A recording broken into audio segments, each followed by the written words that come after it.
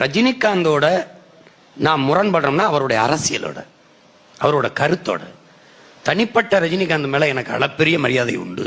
அவருடைய படங்களை நான் ரசித்தவன், ரசிப்பவன் உண்டு.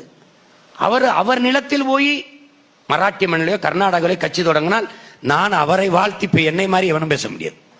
ஆனால் என் நிலத்தில் ஒரு மராட்டியர் வந்து மான தமிழ் மண்ணை ஆள வேண்டும் என்று நினைப்பது பெரிய தவறு. அது அறத்தின் வழி நின்று சிந்திக்கிற யாருக்குமே கூச்சம் வரும்.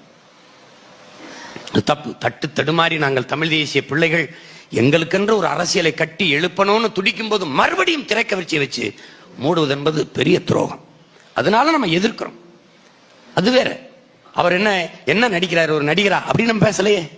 இதெல்லாம் ஒரு நடிப்பா? அவர் அதெல்லாம் நமக்கு பேசவே இல்லை. அரசியலாக நாங்கள் அவரோடு முரண்படுறோம். அவர் என்னை ஆளணும் நினைக்கிறது தப்பு. பெரியார் ஐயாவை போல அமைப்பு தொடங்குங்கள், உங்கள் வாழ வைத்த மக்களுக்கு ஒரு இயக்கமாக இருந்து உதவுங்கள், வேணான்னு சொல்ல. தலைவராக இருந்து தொண்டு செய்யுங்கள், முதல்வராக இருந்து எங்களை ஆள வேண்டும்.